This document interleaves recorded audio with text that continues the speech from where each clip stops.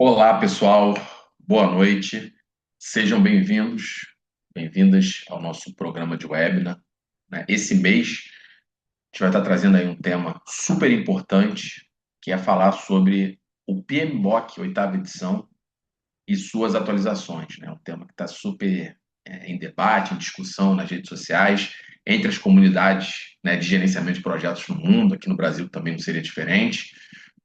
E o nosso objetivo aqui é falar um pouquinho, né, do guia, o que representa a oitava edição, entender também, né, o que é o PMBOK, né, por mais que a gente tenha ali uma clareza, o pessoal que faz MBA, certificação profissional, mas eu costumo sempre dizer que é importante a gente compreender o que ele é o guia, para que ele serve, a influência que ele tem no mercado, nas empresas, na nossa atuação profissional, das práticas sendo aplicadas. Então é muito importante, né? E às vezes a gente observa que até profissionais mais experientes confundem um pouco o conceito do guia. Então, nosso objetivo aqui hoje é exatamente falar sobre a oitava edição, que, né, foi recém-lançada, né, lançado agora há poucas semanas atrás, no final, né, outubro, no evento global PMI, em Phoenix, nos Estados Unidos, e compartilhar com vocês um pouquinho aí essa percepção. Então, estou compartilhando aqui a tela, acho que todos já estão vendo a minha tela. Pessoal, eu acho que vamos dar um passinho atrás para a gente, antes de conectar com a edição atual, a gente olhe as três últimas edições para contextualizar, né? Acho que o principal ponto, né, é que até a sexta edição, que foi lançada em 2017, o guia ele trazia muito a parte de fundamentos com diretrizes e normas, né, ali para práticas de projeto, o que normatiza, né, algumas práticas. E, além disso, ele trazia o que a gente conhece como, até o momento, como as áreas de conhecimento e os processos. Então, o guia, ele trazia, né, essa abordagem orientada a processos. Só que, com o passar do tempo e a evolução das práticas, né, isso se tornou o que a gente chamou de modelo de grupo de processos, já em 2021, quando a sétima edição foi lançada. Então, o que aconteceu? O PMI, ele na atualização do guia, né, foi uma decisão que talvez seja a mais radical, vamos dizer assim, na história do guia, desde 1996. Foi retirado do guia toda a parte de áreas de conhecimento, processos, ferramentas e técnicas, e foi criado um outro padrão chamado Guia de Processos, que a gente chama de PGPG, né? E esse modelo, ele perdeu um pouco o protagonismo, vamos assim dizer, porque ele ficou muito associado ao que a gente chama de abordagem preditiva. Por quê? Ou seja, é uma abordagem que é orientada a planejamento e controle. Então, o guia ficou mais leve, o guia ficou mais enxuto, né? Ele estava com quase 800 páginas até é, 2017. E aí foi a primeira vez que nós apresentamos, né, o trabalho que foi feito, o trabalho voluntário do guia, os princípios e valores de gerenciamento de projeto. Até porque isso foi uma influência do próprio crescimento de abordagens ágeis no mercado. Se você pega um manifesto ágil assinado há alguns anos atrás, que ajudou a impulsionar, dar origem ao Scrum, né, o Scrum, como alguns falam, mas trazer formas de enxergar projetos, né, por caminhos diferentes, que ele tem orientação de os princípios da agilidade, aquela coisa toda. O PMBOK também fez isso. E a gente teve lá 12 princípios, né, norteadores para gerenciamento de projetos. Bom, e aí, quando a gente chega agora, né, no final de 2025, quando esse webinar está sendo gravado, né, o guia ele teve algumas atualizações importantes, né, que por exemplo, a volta dos processos. Só que agora a gente vem numa perspectiva diferente. E eu acho que isso foi um ganho bem interessante, que a gente vai falar daqui a pouquinho sobre isso. E além disso, o guia tem uma visão agora mais prática, né, do que significa o PMBOK para o mercado. Né? Eu tenho oportunidade aí de ser draft reviewer, né, ter participado, contribuído com o guia desde a quinta edição, né, alguns livros publicados também, que eu uso muito o PMBOK como referência. Então, eu tenho, assim, né, uma atuação bem conectada com guia, pelo menos aí desde a quarta para a quinta, né, até o momento. Então, assim, gente, é muito importante a gente ter esse ponto de partida para que você entenda, né? Então, nós vamos começar aqui só lembrando o conceito básico de fundamentos. Como o nome já diz, é guia PMBOK. Então, a partir do momento que ele é um guia, não é método. Então, ou seja, o guia ele dá um norte para você seguir. O método é a parte prática. O que você tem no guia, a gente precisa adaptar de acordo com o contexto e cultura organizacional que a gente esteja. Então, o guia ele diz o que e a metodologia diz o como fazer. Então, você pode pegar metodologias de mercado, como o Prince 2, por exemplo, algumas abordagens ágeis que na íntegra não são suficientes para o gerenciamento de projeto. Vai pegar, por exemplo, o Scrum. Eu, particularmente, entendo o Scrum como uma abordagem ágil focada em desenvolvimento de produto e que a gente pode usar como uma ferramenta nossa de gerenciamento de projetos. Ah, Carlos, mas o Scrum é suficiente para gerenciar um projeto? Dentro do contexto das melhores práticas, não, ele é limitado. Mas ele pode ser uma engrenagem, uma ferramenta para te ajudar a impulsionar o projeto até o resultado. Tá? Então vamos separar guia de método. O guia diz o quê? Então, ou seja, o PMBOK diz o que é os ingredientes, né? Tem os ingredientes, e a metodologia diz o como, né? Que é a receita de bolo. Então a gente precisa separar claramente isso. Bem,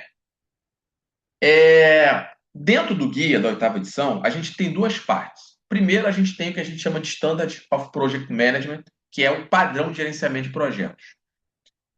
Toda a parte ali de diretrizes, né, conceitos, definições que norteiam as práticas, fundamentos de projetos, está nessa primeira etapa do guia. Inclusive, o guia hoje ele é uma norma chancelada pela ANSI, que é como se fosse a Associação Brasileira de Normas Técnicas aqui no Brasil, a ABNT. E existe também uma sincronia, né, do PMBOK, né, nessa primeira parte, que é o padrão de gerenciamento de projetos, com a norma ISO 21500, que eu também tenho oportunidade de ter contribuído. Né, durante alguns anos eu contribuí com a Comissão Brasileira para essa norma, que estabelece diretrizes, né, e padroniza, né, os conceitos e definições. Então, por exemplo, eu estou trabalhando com uma pessoa na França, uma outra no Canadá e outra na China. Se a gente estiver usando o PMBOK como padrão, a gente vai falar a mesma linguagem. O que é um projeto, o que é uma estrutura organizacional, o que é um ativo de processo organizacional. Então, o padrão, ele ajuda a estabelecer uma linguagem única, colocando as pessoas na mesma página. Bem, então é a nossa referência para o assunto, né? Fundamental para a profissão. E a segunda parte é o guia. Aí sim a gente tem o guia PMBOK ali. Esse guia, na verdade, ele pega tudo aquilo que está na norma e detalha de uma forma assim mais abrangente, né? E conecta com as práticas. E aí tem um dos ganhos que a gente pode assim dizer nessa edição, que é as informações adicionais complementares à parte de fundamentos, ferramentas técnicas, entradas e saídas. Então, uma referência prática que detalha para os profissionais, porém, ressalto que não é uma metodologia prescritiva, tá? E sim práticas. Então, ou seja, quando a gente está falando de melhores práticas, significa que, primeiro, são práticas adaptadas em qualquer contexto, em qualquer projeto, em qualquer área, em qualquer tamanho, porte ou complexidade. Elas foram moldadas para isso. E segundo, ao aplicar essas práticas, nós profissionais estamos elevando as chances de sucesso do projeto. Não é isso. Ponto. Não se pega o PMBOK e vai olhando ali como se fosse método, fazendo igual um robô, faz isso depois. Não. A gente precisa muito entender a capacidade de adaptação de acordo com o contexto, que é o que a gente chama de tailoring. Vamos falar já já daqui a pouco. Bom, então, pessoal, sintetizando aí essa etapa, o padrão é o conjunto de regras e princípios básicos. E o PMBOK explica, né, tem esses padrões em detalhe, dando um contexto prático, aí ferramenta, como é que se aplica, para que a gente possa ter um norte a seguir. É um guia, ele precisa ser consultado. Né? Bom, quais são as principais mudanças da oitava edição? Né? Vamos considerar aqui 4 pontos. Foi feita uma atualização em conceitos e termos-chave de gerenciamento de projetos. Os 12 princípios que foram lançados mundialmente, disponibilizados ao mercado na sétima edição, eles foram refinados e otimizados, deixando uma visão mais simples, mais prática, mais enxuta. Foi retornado ao guia o que nós conhecemos como grupo de processos, que agora a gente chama de Focus Area, né? Eu mantive aqui o termo em inglês porque assim a gente não tem a tradução ainda oficial em português. Pode ser área foco, a gente não tem uma definição. Eu preferi manter a integridade do tema que é o guia. A gente vai falar disso um pouquinho mais para frente. E houve uma atualização do que a gente chama de domínios de desempenho. Daqui a pouco a gente fala. Então, acho que o que sintetiza muito essa questão das atualizações são esses 4 tópicos. Bom, vamos aqui entender um conceito importante. Até a 7ª edição, a gente tinha a definição básica do que é um projeto.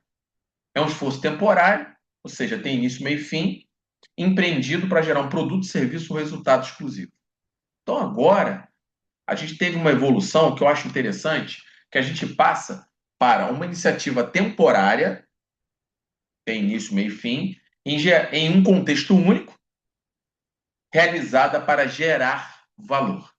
Então, né, essa característica de ser único, gente, você pode ter o mesmo escopo, pode usar o mesmo método, a mesma abordagem, mas cada projeto ele vai ser único. Isso é importante, tá? E a gente tem hoje muito a discussão do termo técnico de geração de valor. E aqui a gente, né, entra num debate muito bacana e interessante, que é uma evolução do mercado, sobre formas de você entender o que é valor para uma organização. Certamente, se eu perguntar o que é valor, eu vou ter uma visão, você que está assistindo esse webinar, o outro, seu superior, outro, sua chefa, outro. Então, hoje a gente discute muito práticas e entendimento do que é valor, para que de fato você consiga entregar valor dentro do contexto do seu projeto. Então, às vezes, não necessariamente o valor está associado a entregar o escopo no prazo e no custo. Isso, claro, são conhecimentos, né, são áreas que a gente tem que ser obcecado por manter ali a integridade do que se é feito no escopo, dentro do prazo e do custo. Até porque o nosso parâmetro de decisão nas empresas, a maioria das empresas no Brasil, por exemplo, é custo. Você vai usar custo ali como uma aprovação para o teu projeto. Então, estar dentro do orçamento, não estourar o orçamento, fazer um bom empenho de recursos financeiros, seja CAPEX, OPEX, investimento, ou o que for, isso faz parte de quem conduz e tem responsabilidade no projeto. Mas o valor, ele pode ultrapassar essas barreiras, né? Então, o guia passa a dar uma orientação maior a valor, né? Entendimento do que é valor, né? Um outro exemplo que eu gosto de dar é você atender as expectativas das principais partes interessadas, né? Nós temos aí cases, atuação profissional, projetos que eu já passei já por mais de 18 PMOs ao longo da minha carreira, estudos, né? Que, por exemplo, quando você vai implementar escritório de projetos, talvez ou um dos fatores mais importantes é o patrocínio da alta gestão, senão não funciona. Então, o valor começa a gente se conectar com quem está em cima, entender essas expectativas e gerenciá-las ao longo da jornada. E aí, claro, você pode conectar isso com o produto final do teu projeto, pode conectar isso com o teu cliente final, aquele que consome o teu produto e serviço da tua empresa. Então, assim, gente, é um universo ainda a ser explorado. Hoje a gente tem a evolução de conceitos, né, no mercado, como o próprio VMO, que é o Value Management Office, é uma forma de você enxergar isso, né? Os Transformation Officers, que são escritórios de transformação, né? Num projeto de inovação, talvez a forma que você vai entender valor é completamente diferente num projeto de engenharia para fazer uma obra. Então, a gente tem muito esse direcionamento do guia nessa perspectiva. E, mais uma vez, né, a gente reitera o que vem sendo falado ao longo dos anos, o relacionamento e a importância dos profissionais de gerenciamento de projetos entender, né, a conexão entre os 3 P's. Então, a gente tem o P de projeto, o P de programa e o P de portfólio. Então, quando essas práticas são aplicadas, você conecta a camada que decide com a camada que implementa. E aí as práticas elas vão moldar esse caminho, fazendo tudo de uma maneira estruturada e orgânica, de forma que você garanta que tudo que foi aprovado lá em cima se conecte com a camada que implementa. E lembrando, pessoal, que quanto maior a empresa, maior e mais complexo é esse fundo. Tá certo? Bom, gente, essa figura aqui, eu acho ela bem interessante, que é uma figura que dá um exemplo de um sistema de entrega de valor, que é o System of Value Delivery. É uma figura que ela não é nova, ela só foi um pouco modernizada, né? Você encontra essa figura em padrões até mais antigos, né? Em outras edições de portfólio, né? Então, o PMI, além do PMBOK de projeto, ele tem um padrão de programa portfólio. É uma figura que eu uso muito nos workshops que eu ministro, né? E a gente utiliza muito essa visão em que você conecta, né, ali as referências e base do negócio, que tradicionalmente é usado missão, visão e valores, poderia ser propósito, poderia ser um memorando, enfim, o que norteia, né, ali a razão de existência da empresa e vai desdobrando isso em objetivos estratégicos, né, organiza uma visão de carteira, organiza múltiplos projetos numa visão de programa e implementa no nível de projeto, né? Então, o P de projeto, aonde é a abordagem do PMBOK, a gente está localizado exatamente, pessoal, aqui, ó, gerenciamento de programas e projetos. Então, aqui que essas práticas que a gente está falando, né, no nível de projeto estão. E aí, esses projetos vão produzir resultados que vão passar para as operações ali da rotina da empresa e que a gente espere que isso possa transformar e para melhor qualquer organização. Então, isso que vocês estão vendo aqui, é um organismo vivo que é sustentado por todos os recursos organizacionais, sejam eles compartilhados, dedicados, enfim. Então, isso é o que a gente entende, né? Numa visão clara de entrega de valor e, claro, olhando da porta para dentro e da porta para fora, que aí fatores externos, o mercado vai influenciar, né? Uma fatores externos, como por exemplo, pandemia, a gente, né, passou aí há menos de 5 anos atrás, iniciamos um período de pandemia que foi um período bem desafiador para todos nós, para o planeta inteiro. Então, é uma variável externa que não existe governabilidade, e sim a gente se adequar e adaptar. Então, essa figura ela mostra, né, um sistema de entrega de valor, e lembrando que cada empresa, quando traduz isso em práticas, vai fazer de um jeito, vai usar ferramentas de um jeito, vai usar frameworks, abordagens, o que for para fazer esses processos aqui acontecerem, e talvez uns de maneira mais formal e outros de maneira mais informal. Tá certo? Bem, é um conceito que se manteve, mas que eu acho interessantíssimo, né? Até para a gente entender o que é o tailoring lá na frente, é um conceito, né, que é associado às APOs e às FAs. A gente chama isso de ativo de processo organizacional e os fatores ambientais da empresa. Então, eu gosto de dar dois exemplos simples. Tudo que for processo, política, procedimento que é interno, que a gente precisa seguir dentro da organização, são ativos, APOs. Então, por exemplo, eu trabalho numa empresa que tem área com processos de compra. Eu não tenho autonomia para ir lá cotar fornecedor, contratar do jeito que eu quiser. Não, você tem que seguir o teu processo de compra. Vai solicitar a compra, alguém vai aprovar, aquilo vai entrar numa área, vai ser feita uma cotação, uma avaliação, e aí sim o contrato é assinado e o teu fornecedor chega. Quando você está numa empresa que tem um processo como esse, isso é uma APO. Então, não adianta você ir lá e aplicar as práticas de aquisição. Por quê? Porque ela já existe, o processo já está criado. Então, até para você entender qual é o ponto de partida, é você entender quais são suas APOs. E, além disso, na tua cultura organizacional, existem fatores internos e externos que também vão influenciar o teu projeto. Por exemplo, sistema de aprovação e alçada de aprovação financeira. Até o gerente ele pode pagar até X, o diretor até Y e o presidente acima de tanto. Então, isso vai influenciar o teu projeto, você tem que conhecer isso também. Variação cambial, conflitos globais, crise global, são coisas que fogem da governabilidade da equipe, mas que vai influenciar o teu projeto. Isso são fatores ambientais.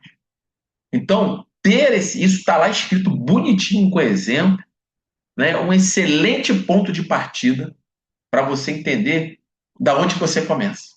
E essa parte prática, gente, é pouco falada. Percebe? E está ali escrito desde as edições lá antigas, né? Eu até brinco que se você tiver a oportunidade de ler a sexta edição, a sétima e a oitava, eu vejo com ótimos olhos profissionais que atuam em gerenciamento de projetos ver essa evolução, tá? Vamos lá. Bom, As estruturas organizacionais, né, elas mostram para a gente, eu acho que isso aqui, na minha opinião, é uma das coisas mais brilhantes que o PMBOK traz. Primeira coisa, pessoal, não existe empresa boa ou ruim. Existe empresa com características. E as práticas têm que ser adaptadas de acordo com essas características. Então, a gente parte ainda das estruturas organizacionais, perdão, da funcional, matricial e projetizada, das quais a matricial se subdivide em fraca, balanceada e forte, onde você sai de uma estrutura muito orientada a cargo, função, hierarquia, ali o presidente, o vice-presidente, os diretores, gerentes, coordenadores, supervisores, e até chegar nos níveis mais técnicos, né? E tem uma empresa projetizada que é no outro extremo, que ela é orientada a projeto, e você tem times dedicados, por exemplo, tá? Só que, além disso, a gente tem outras estruturas organizacionais que surgiram e foram conhecidas de acordo com a evolução do guia, que a gente chama de orgânica simples, o tipo de estrutura multidivisional. Você pode botar times orientados a um produto, cria um conceito de esteira de produto, muito aplicado hoje, por exemplo, como a Apple faz nos seus produtos. Você tem lá um time dedicado ao iPhone última versão. Então fica um time ali só dedicado àquele produto, vai cuspindo melhoria, release, né, seja melhoria de hardware, de software, e fica dedicado ao produto. Então ali você tem projeto, tem operação, tem rotina, tudo misturado, e você vai botando ali como se fosse uma linha de produção. É uma forma. A estrutura virtual, né? Depois do período de pandemia, né? Muita gente que não tinha experimentado hoje entende o que é trabalhar remoto. E a estrutura híbrida que faz um mix de tudo. Então, essa parte de estruturas organizacionais, elas foram mantidas, né? Também foi otimizar alguns pontos, mas eu sempre falo que é importante entender esse contexto primeiro, para você se achar aqui e depois entender que as tuas práticas têm que ser adaptadas dentro dessas características, tá? É comum também, quando a gente implementa escritório de projeto, por exemplo, pessoal, usar essa fotografia para te ajudar a ter um ponto de partida e, mais ainda, aplicar modelos de maturidade para você conseguir, por exemplo, posicionar a cultura da tua empresa de 1 a 5, por exemplo, e saber onde você está e onde você quer chegar. Isso é importante para saber o quanto que você vai investir aí no aprimoramento e na cultura de gerenciamento de projetos. Um modelo de maturidade que, particularmente, eu sou fã, usei recentemente na implantação de escritório de projetos que nós fizemos no setor elétrico, é o modelo do professor Darcy Prado, o MMGP. O professor Darcy Prado é uma autoridade nossa de gerenciamento de projetos, ele tem um modelo extremamente reconhecido internacionalmente, gratuito. Então, recomendo que depois vocês pesquisem sobre esse modelo, que eu acho interessantíssimo. Tá certo? Bem, quando o guia traz essa visão de equipe de projeto, aqui tem algumas coisas que eu acho interessantes, porque quando a gente vai ali da primeira à quinta edição, perdendo força, que eu vou falar agora, a gente tinha muito a visão do gerente de projetos, ou seja, aquele ou aquela que tem responsabilidade por conduzir o projeto até o resultado, como o único responsável pelo sucesso e fracasso. Você tinha um protagonismo muito grande. Mas com o passar do tempo, a evolução do guia, a influência das práticas ágeis, a gente sai de uma visão mais ali a pessoa e entra numa visão mais de time, equipe. Então, hoje, a gente tem essa abordagem que é a equipe responsável pelo sucesso e fracasso. Algumas abordagens ágeis de mercado preconizam muito a liderança servidora, o líder como um facilitador, né? Não ser um líder que é oriundo de posição do tipo eu mando, você obedece, né? Ser um líder ali que vai influenciar positivamente, motivar a equipe. Então, você tem a figura do gerente de projetos ali destacada, mas você tem mais um time de gerenciamento. Ele traz a visão de equipe de gerenciamento, que são pessoas que apoiam quem está conduzindo o projeto do ponto de vista de aplicação de prática, e a equipe do projeto, que aí sim são pessoas que vão colocar a mão na massa na parte técnica do produto final. Então, numa obra, é o chefe de obra, é o engenheiro que está lá trabalhando, é a equipe de obra que está subindo o prédio, desenvolvendo o jato, é a equipe que está fazendo teste de pesquisa e desenvolvimento, então são as pessoas técnicas. E isso vai sendo desdobrado nas camadas acima, até que a gente possa chegar no cliente, ou até mesmo, né, o órgão ou agência reguladora que vai regular a tua área. Que aí a gente está falando de algo que vai influenciar consideravelmente o teu projeto. Então, aqui vocês veem uma série de partes interessadas, né? Aqui se conecta com um gerente de área, um executivo, uma executiva, né? O cliente final. Então, uma série de partes interessadas que modelam e influenciam consideravelmente atores importantes para o projeto. Então, o PMBOK ele dá essa ênfase em relação à equipe. Bom, até a sétima edição, que foi a primeira edição, como eu falei, nós tivemos aí o surgimento dos 12 princípios, tá? Quando a gente chega é, nessa visão, a gente parte ali de 12 princípios direcionadores para um projeto. Agora, quando a gente chega na oitava edição, recém-lançada, a gente passa para 6 princípios direcionadores, tá certo? Que é o que vai te direcionar para o que a gente entende de valor, conceitualmente falando. Então, esses princípios, eles geram como se fosse um mindset, uma cultura, né? Orientada ali, né, à entrega de valor, tá certo? Esses princípios, né, eu fiz aqui uma tradução que pode sofrer alterações, está associada a adote uma visão holística, incorpore qualidade ao processo entregáveis, foco no valor, seja um líder responsável, construa a cultura do empoderamento e integre a sustentabilidade em todas as áreas de escopo. Isso aqui, o sexto princípio, inclusive, ele já é um alerta, né, um ponto de atenção de tendência de mercado, que é a gente, né, colocar, assim como outras coisas, a sustentabilidade dentro da responsabilidade profissional dos profissionais que estão ali envolvidos e das práticas de projeto também, né, principalmente pelo desafio do mundo moderno que a gente vive em relação a isso, né? E um detalhe interessante, pessoal, tem uma tabela no guia que ele compara os 12 princípios da sétima edição e para onde que foram eles nesse refinamento. Então, nada ali foi descartado. Tudo foi refinado. Alguns viraram processo, outros foram incorporados e estão aqui por detrás dos bastidores. Então, não é assim, o PMI cancelou 6 princípios e criou 6. Não, não.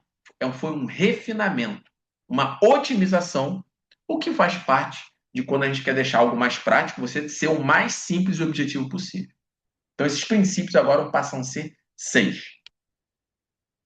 Então, lembra que o princípio, né, não só você ler, entender, né, o conceito, né, mas mais do que isso, esses princípios aqui, eles visam direcionar o comportamento das pessoas no projeto. Eu acho que um exercício bem interessante que você possa fazer é você entender, né, depois de ler lá e detalhar o entendimento do princípio, como é que você se aplica? Você aplica isso no dia a dia? Não aplica? Se não aplica, por que não aplica? Né, isso pode até ser um plano de carreira de desenvolvimento profissional seu, para que você busque ali perseguir esses princípios de uma maneira mais prática. É um exercício bem interessante, que inclusive eu aprendi isso quando eu fiz o meu curso de Scrum Master lá em 2009, né? A gente trabalhava os princípios do Manifesto Ágil na época e o instrutor deu essa dica que eu achei interessantíssima. E hoje, por que não fazer um exercício como esse? Então, pessoal, o princípio, o que está escrito aqui é o que é esperado no comportamento das pessoas. E aí a gente entende que tem pessoas que são profissionais especializados em gerenciamento de projeto, tem pessoas que não entendem nem o que é um PMBOK, o que é um PMI, por exemplo. Então, cabe quem está responsável ali, quando você tem um escritório de projetos, um líder de projetos, influenciar as pessoas nesses princípios. Bom, quando a gente chega numa das partes mais importantes, já conectando com a prática, gente, talvez, tecnicamente falando, é uma das coisas mais importantes que eu vou falar com vocês hoje, né? Pessoal, eu vejo até profissionais com experiência confundindo isso aqui. O conceito de fase do projeto, ele foi mantido, né? E eu acho que ele foi aprimorado e expandido, vamos dizer assim. Porque um projeto, quando a gente fazeia um projeto, criar fases, você está desenvolvendo o seguinte: você está criando ali etapas lógicas que vão culminar em uma ou mais entregas. Então, a ideia da fase é você melhorar a tua capacidade de gerenciamento sobre o projeto. Eu brinco que um projeto é um problemão e a gente cria vários probleminhas facilmente gerenciáveis, e aumentar a tua capacidade de gerenciar o que acontece em cada etapa. Lembrando que essas fases elas podem ser executadas em paralelo se a natureza do projeto permitir. Você não precisa, para acabar, começar dois, eu tenho que acabar um, para fazer a três, eu tenho que acabar dois. Não. Então, é meramente uma organização para aumentar a capacidade de gerenciamento. Só que aí, a gente tem um ponto, que a gente não deve confundir o conceito de fase com o que a gente conhece hoje, grupo de processos. Você não mistura, porque os grupos de processos, que a gente vai falar da atualização já das áreas, das focus areas, eles são aplicados em todas as fases. Então, geralmente, o nome atribuído às fases são nomes técnicos que estão associados à natureza do produto final. Tá certo? Então, por exemplo, se você vai pegar uma abordagem ágil como o Scrum, ele ele aplica um ciclo desse todo dentro de um período curto, que entra no que a gente chama de sprint, que é uma interação, um ciclo curto de execução. O que você vai fazer? Você vai pegar ali uma coisa do backlog do produto, vai planejar, executar, controlar, validar e entregar para o cliente. Então, você está fazendo a mesma coisa, só que num padrão e num caminho diferente que a abordagem ágil faz. Então, é um conceito de fase, gente. Práticas como, né, planejamento de ondas sucessivas, o faseamento do projeto, isso já está no PMBOK, gente, desde 1996. O que mudou de lá para cá é que nós evoluímos e foram desenvolvidos conceitos e roupagens modernas. Isso é importante deixar claro. Bom, eu vou sintetizar aqui, basicamente, até a sétima edição. Né? Na sexta, isso era bem enraizado, estava tudo dentro do guia. E na sétima edição, eram preconizados 5 tipos de ciclo de vida. O preditivo, aquele ciclo bem tradicional, que você vai receber uma demanda, vai planejar o escopo do projeto inteiro, o cronograma do projeto inteiro e o orçamento do projeto inteiro nos momentos iniciais. O interativo, aonde você faz isso, planejando no projeto inteiro o escopo e vai refinando prazo e custo. Na medida que o projeto avança e você melhor compreende o produto. O incremental, aonde a gente já começa a fazer uma mudança de caminho a seguir. Você cria ali ciclos curtos de execução, que a gente chama de iteração conceitualmente, e quando vai para o método, para abordagem, né, ágil, como Scrum, a gente chama isso de sprint. E você vai sempre entregando funcionalidades, ou seja, coisas que já apresentam um valor mínimo que seja dentro desses ciclos. Nós temos o ciclo adaptativo, que a partir do momento em que alguém aprova o que entra nessa iteração, ele automaticamente se torna um ciclo adaptativo. Então, o mercado, por exemplo, hoje, né, pode entender que qualquer uma abordagem como o Scrum, que tem um Product Owner, um PO, ele é automaticamente adaptativo simplesmente porque o PO vai ser a pessoa que vai aprovar aquilo ali. E a gente tem o ciclo de vida híbrido, que nada mais é do que você pegar o melhor do preditivo, o melhor do adaptativo e fundir um no outro. Uma informação importante, eu lembro que em 2024 a gente teve aqui no Rio de Janeiro, nós realizamos aqui no Rio de Janeiro, o Congresso Brasileiro de Gerenciamento de Projetos, que é o maior evento que o PMI faz no Brasil. Então, cada ano em um lugar, em 2024 foi no Rio de Janeiro. E eu lembro quando o presidente do PMI, o atual presidente CEO, que é o Pierre Leman, esteve por aqui, uma das coisas que foi falado, que eu achei super interessante, é que relatórios, estudos e pesquisas do PMI, como até o próprio Pulse of Profession, já indica que a maioria das empresas hoje aplicam abordagens híbridas, o que faz sentido. Ou seja, você está pegando o melhor dos mundos, do preditivo, do adaptativo, do ágil, né? Fundindo e criando o seu. Então você não vai ficar se limitado a um ou no outro, e você pode pegar uma coisa que está dando certo lá e adaptar de acordo com o teu contexto. Isso não tem problema nenhum. Tá certo? Bem, só que aí, na oitava edição, a gente tem uma ênfase muito grande no ciclo preditivo, no híbrido e no adaptativo. Então, esses três que, na verdade, norteiam as abordagens que se traduzem em práticas. E essa figura ela é bem interessante, que ela mostra o seguinte, olha só, quanto mais preditivo nós formos, ou seja, uma visão orientada a planejamento e controle, ó, menor vai ser a nossa capacidade de aplicar o conceito de iteração e incremento. Quanto mais adaptativo formos, maior vai ser a nossa capacidade de aplicar o conceito de interação e incrementar ali as entregas, igual construir Lego, que eu brinco, vai montando Lego. O híbrido, ele é exatamente o ponto de equilíbrio entre esses dois mundos. Então, veja, uma coisa, gente, que eu até ouvi num paper que um aluno fez, que eu achei interessante, que falou assim, não, é porque quando você usa a abordagem preditiva, você pode usar o preditivo ou o oposto, que é o adaptativo. Só tem um problema nesse comentário. Não existe oposição, concorrência, existe que ambos se complementam.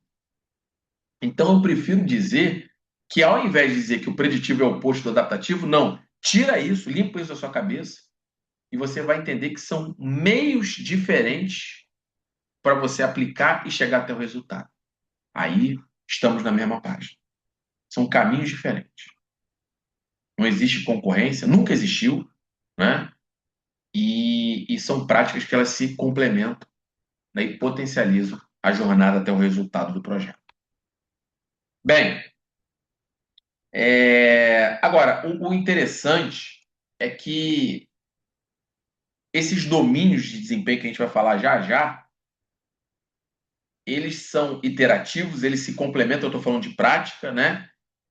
E é possível você olhar esses domínios de desempenho tanto no preditivo quanto no adaptativo. Então, isso que eu falei no início foi uma das coisas mais brilhantes que a oitava edição traz para a gente. A gente passa a ter uma visão única e sempre conectando aonde que está o preditivo ali, onde é que está o ágil aqui, né, o adaptativo, onde é que está o híbrido, porque aí a gente tem a ênfase no valor na entrega e nos mecanismos que você usa para gerenciar essa jornada. Né? Então, acho que esses domínios de desempenho agora, que é o que a gente vai falar na frente, ele traz uma visão muito mais prática e clara de como é que seria a aplicação, né, desses conceitos aí, das melhores práticas dentro do contexto. Tá? Então é o seguinte, gente.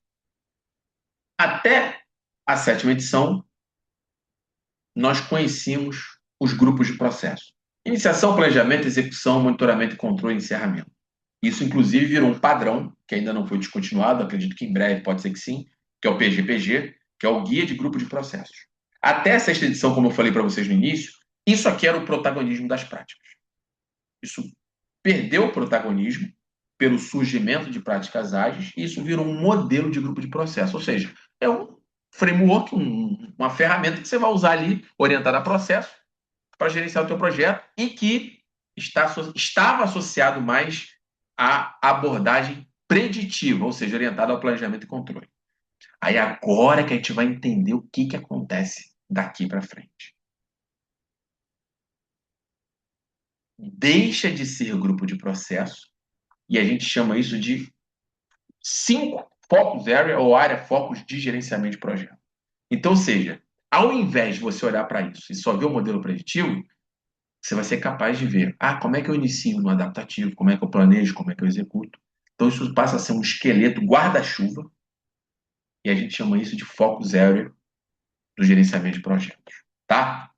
E essas áreas focus, né, vamos dizer assim,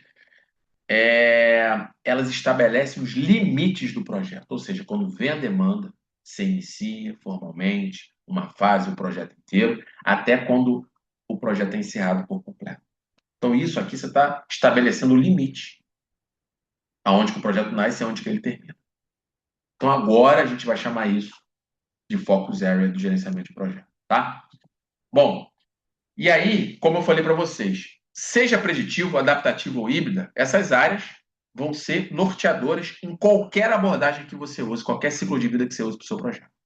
Então, a gente cria, né, tem que acabar com a visão conceitual de associar somente ao modelo preditivo e deixar uma coisa mais genérica a partir de agora da oitava edição. Tá?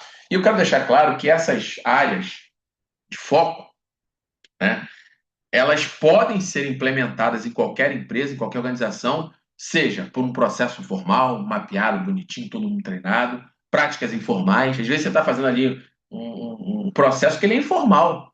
Você vai botar, chega o pessoal, como é que vocês fazem isso aqui? Não, a gente faz aqui assim, sempre foi assim. Então, né, e você pode ter ali políticas, procedimentos, técnicas padronizadas. Um PMO hoje talvez uma das funções mais importantes de qualquer PMO hoje no mercado é definir um método aplicado na empresa. A metodologia que a empresa aplica ali numa área, no departamento, na empresa inteira, né? É um desafio hoje para o PMO é modelar as práticas, né? Fazendo um método que seja único para toda a empresa. Então você tem que talvez entender ali o que é comum a todos e deixar cada área seguir com a sua especificidade. Então, cada empresa vai implementar essas 5 áreas de acordo com o teu contexto, seja de maneira formal ou informal. Bem, chegamos na questão de domínio de desempenho, tá?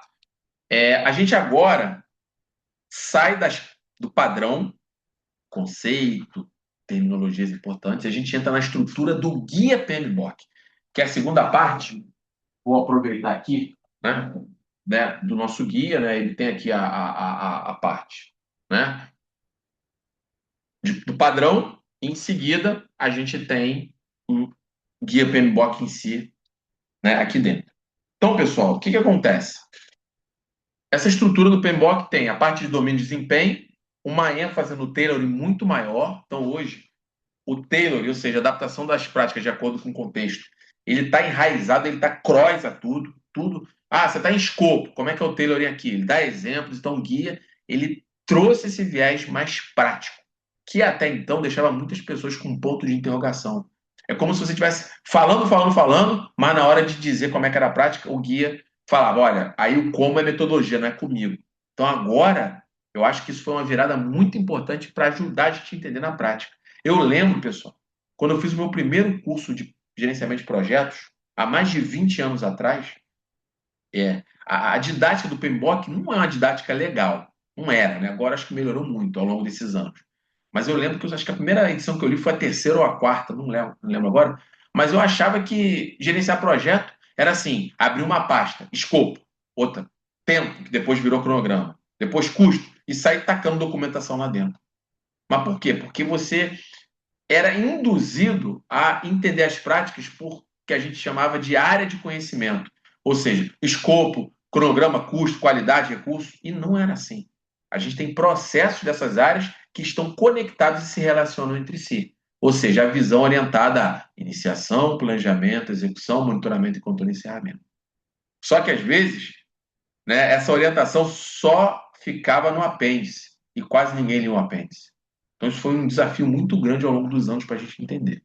Então, hoje, a partir do momento que o Taylor dá uma ênfase prática, ajuda a gente a melhorar esse conhecimento sendo aplicado na prática. Voltou, né, a visão de entradas e saídas, né, dos nossos processos, e as ferramentas e técnicas também foram incorporadas no guia novamente. Saiu na sétima, voltou na oitava. Bom, sobre domínio de desempenho. Pessoal, o que a gente conhece até o presente momento como área de conhecimento, isso molda muito a forma com que os provedores de educação, né, autorizados pelo PMI, nos seus cursos preparatórios para certificações CAPM, PMP, né, os MBAs do planeta, usam muito essa visão de área de conhecimento para modelar os seus conteúdos, suas ementas, né, sua programação de disciplinas. E a gente, até então, tinha 10 áreas de conhecimento, e vai da integração até partes interessadas. Então, isso deixa de ser áreas de conhecimento e o que acontece? Passa para domínios de desempenho. Então, agora nós temos 7 domínios de desempenho. Carlos, então quer dizer que as áreas de conhecimento não existem mais? Não, muito pelo contrário. Elas existem e estão atrás desses bastidores aqui. Uma visão mais enxuta, otimizada e prática, tá? Bom, esses 7 domínios de desempenho, pessoal, são governança, escopo, cronograma, finanças, partes interessadas, recursos e riscos. Então, domínios de desempenho vão representar um conjunto de processos que vão ter entradas, saídas, ferramentas e técnicas para entregar de maneira eficaz o valor do projeto. Então, por exemplo, integração. Cadê a integração? Está dentro de governança. Ah, Carlos, mas eu notei aí que cadê a qualidade? A qualidade está cross a tudo. Onde é que está a aquisição, a área de conhecimento que trata toda a parte de contrato, ou seja, terceirização do projeto.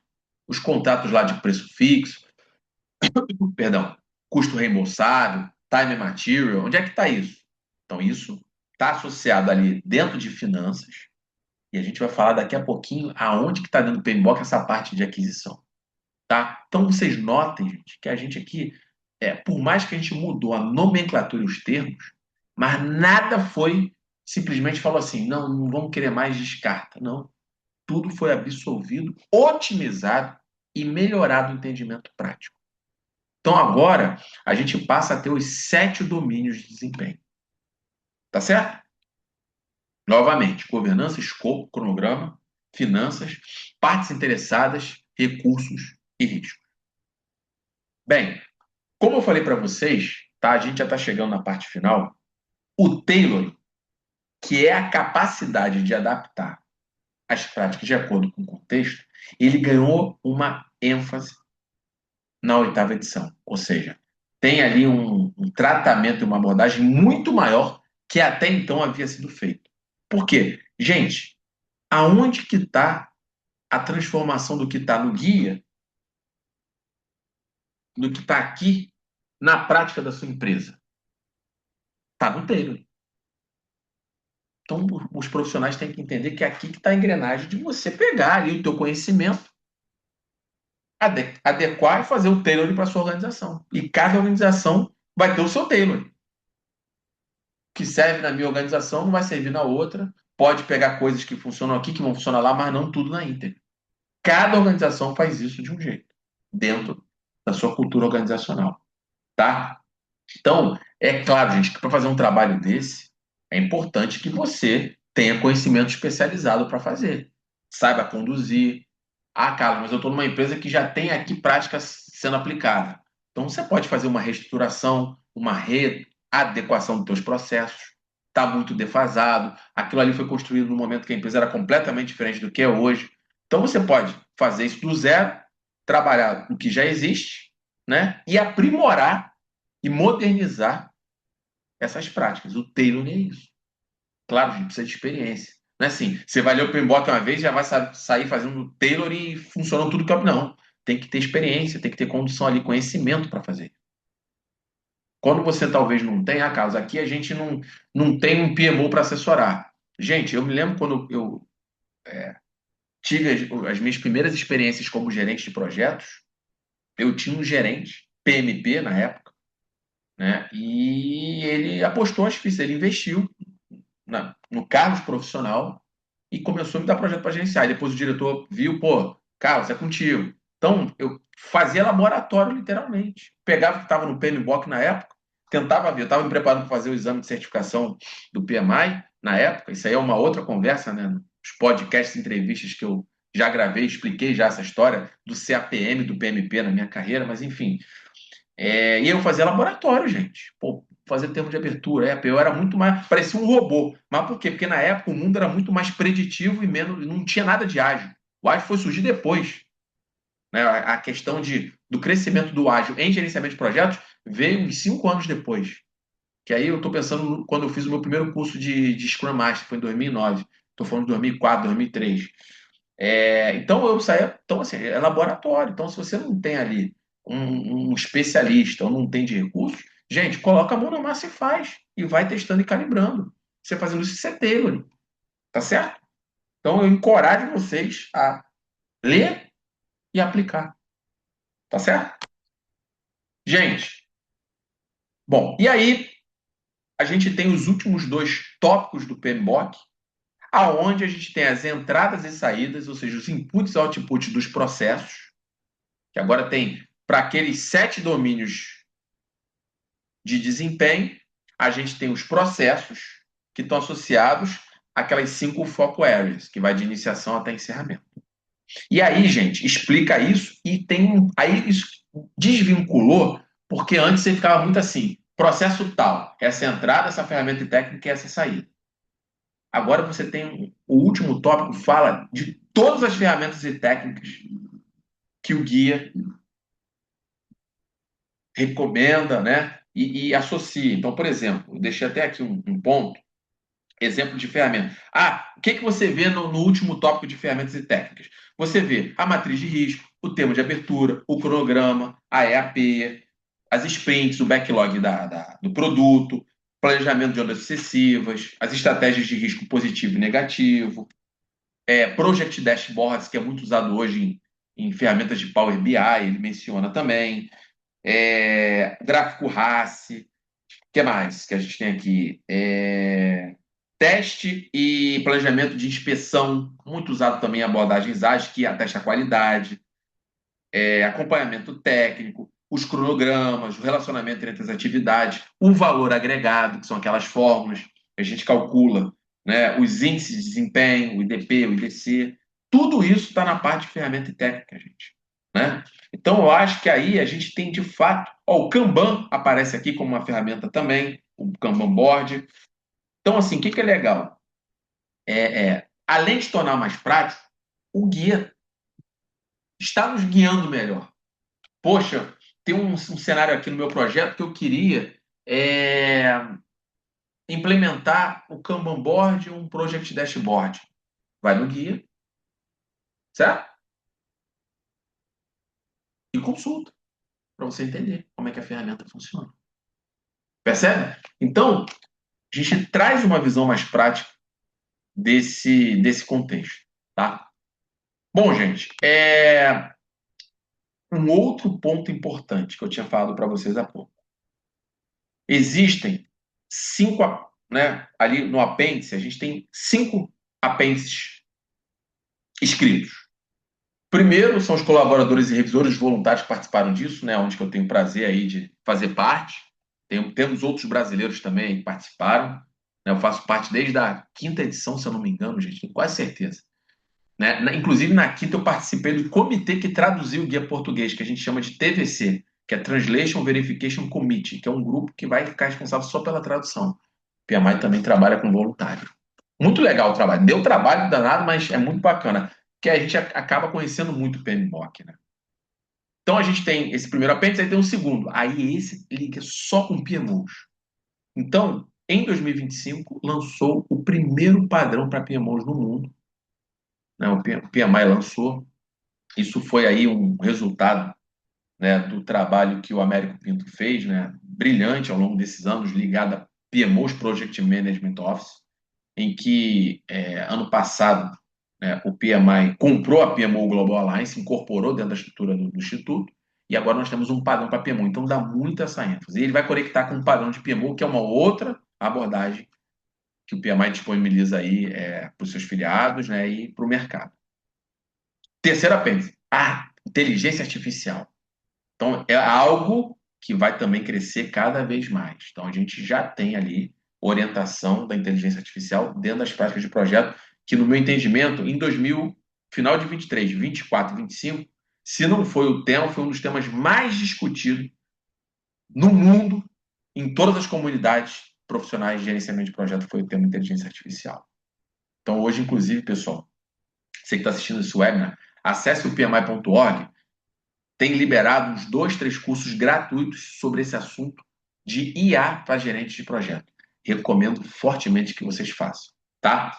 E o apêndice 4 é onde que foi, né, as aquisições, né, o procurement, que era uma área de conhecimento, não é mais, mas aqui vocês vão entender toda a parte de conceito, definição, os tipos de contrato.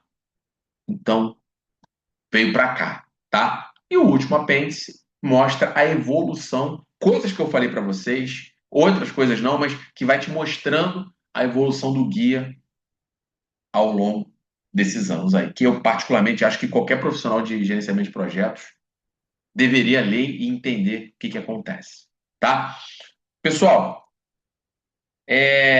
eu queria deixar aqui como reflexão de vocês, é, 4 pontos aqui que vocês que estão se apropriando agora do PMBOK oitava edição, quando você vai olhar isso para dentro da sua empresa e tal. Primeiro ponto que eu gostaria de falar. Dado que você está vivendo hoje na sua empresa, a cultura organizacional, você precisa mesmo mudar tudo? Precisa mudar? Não, eu vou acabar com a área de conhecimento, vou botar domínio de performance, vou botar foco zero. Você precisa? Sim ou não? Se não, gente, calma. Não precisa sair só porque foi lançado, você tem que mudar. Tem coisa, gente, que eu quando implemento projetos dentro dos clientes, eu uso coisa da sexta edição e vou continuar usando. Então, cuidado com isso. Você tem que ter o tempo de maturidade do mercado. Isso foi lançado há um mês atrás. Então, até o mercado incorporar tudo isso aqui, gente, é no mínimo um ano. Eu já participei, deixa eu ver, quarta, quinta, sexta, quatro viradas de PMBOK. Então, assim, é um ano que você tem, isso não vira da noite para o dia. Tem o tempo para adequação das práticas. Então, tá, Carlos, nós resolvemos atualizar todos os nossos processos com a oitava edição. Vamos fazer o tailor. Então, você tem o tempo para fazer isso, treinar as pessoas e virar essa chave. E a gente tem o tempo de maturidade para os profissionais que atuam, ou seja, onde que coloca a mão na massa, de entender isso aqui e se adequar e adaptar. Então, gente, cuidado, porque não é só porque virou agora que você tem que fazer isso tudo para ontem. Vou virar 2000, o ano 2026 com PMBOK. Não, gente, calma, tá? Pensem nisso, porque isso vai influenciar consideravelmente seus resultados, seus projetos. Então, deixa aqui esse alerta. As minhas referências para essa apresentação foi o PMBOK, tanto sétima edição quanto a oitava, tá? E eu queria, gente, finalizar aqui o webinar com essa mensagem aí para o futuro, né? Que hoje, né, para quem tem oportunidade de se atualizar, né, se preparar para o que vem pela frente, né, eu acho que é um tipo de conhecimento que é muito importante, vai te dar um protagonismo, vai ser bom para sua carreira, que você possa fazer aí parte dessa revolução que a gente está vivendo com o gerenciamento de projetos e que vai impactar o futuro, né? A gente tem aí grandes coisas para acontecer no ano de 26, 27, muita mudança, muita transformação, e a gestão de projetos vai ter um papel fundamental nisso. Tá certo, gente? Então agradeço aí a sua presença, ter participado do webinar. Coloque comentários, compartilhe com quem você acha que precisa desse conhecimento, dessa atualização. Manda e-mail, entre em contato. Espero aí que vocês tenham uma ótima virada de ano, né? Um bom desenvolvimento profissional e a gente se vê numa próxima oportunidade. Ok, pessoal? Grande abraço e até a próxima.